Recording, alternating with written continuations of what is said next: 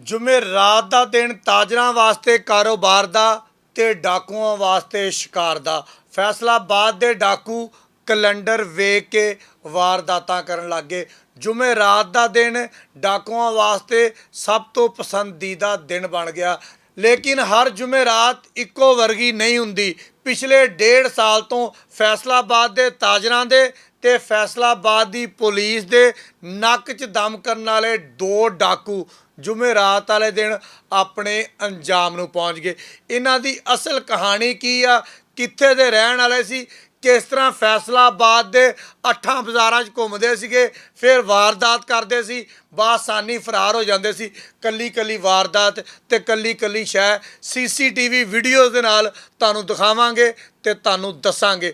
1.5 ਸਾਲ ਤੋਂ ਸ਼ੁਰੂ ਹੋਣ ਵਾਲਾ ਸਿਲਸਿਲਾ 20 ਅਗਸਤ ਬਰੋਜ਼ ਜੁਮੇਰਾਤ ਨੂੰ ਬਿਲਾਖਰ ख़त्म हो गया। SHO civil line Syed Atiq Shah ने अपनी टीम दे नाल इन्हां डाकुआं दे उपर काम शुरू करता। दूसरे पासे SHO कतवाली अरसलान बारी ने इन्हां दे उपर काम शुरू कर दिता। तीसरे पासे SHO रेल बाज़ार शाहद अवान ने अपनी टीम दे नाल इन्हां दे उपर काम शुरू कर दिता, क्योंकि 8 बाज़ारां नूं ਇਹ 3 थाणे लगदे आ। इन्हां 3 थाणिਆਂ ਦੇ इलाके दे विच हर जुमेरात नूं 20 ਲੱਖ रुपया, 30 ਲੱਖ रुपया, 50 ਲੱਖ रुपया, 19 ਲੱਖ रुपया लैके आ डाकू बासानी फरार हो जाते सी। CPO फैसलाबाद तनवीर हुसैन ने इन्हां 3 SHO ਦੇ ਜ਼ਿੰਮੇ ਲਾਇਆ कि यह डाकू हर हाल दे विच गिरफ्तार चाहिए आ। 3 SHO ने अपनियां अपनियां टीमां दे नाल इन्हां दे उपर काम शुरू किया।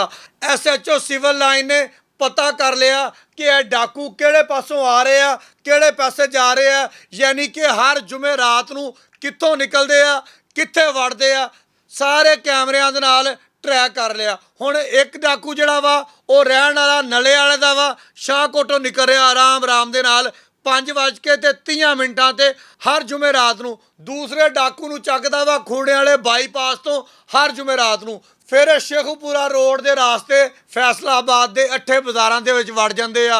फिर 8 बाज़ारां दे विच घूमना शुरू कर देंगे आ। जो हल्का हनेरा हुंदा वा, जो कोई ताजर अपना बैग अपना छापर लैके पैसों का भरिया होया निकलदा वा और उन्होंने सेफ जगह दे के लुटदे आ।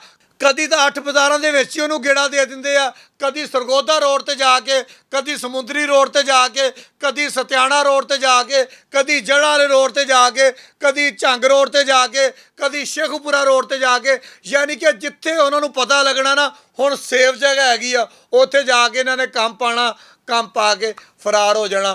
बिलाखर SHO civil line Atiq Shah ते SHO कतवाली अरसलान बारी ने अपनियां टीमां दे नाल इन्हां नूं घेर लिया। घेरन तो बाद जो मुकाबला होया ते 4 बंदे जिहड़े आ ना वो मशकूक पाए गए। उन्होंने रोकण की कोशिश की, लेकिन उन्होंने पुलिस के उपर फायरिंग कर दी। तो अंबां वाली पुली के लागे जाके कोई कूड़ा स्टैंड आ, उत्थे लोग के मोटरसाइकिल सुट के पुलिस के उपर फायरिंग करते रहे।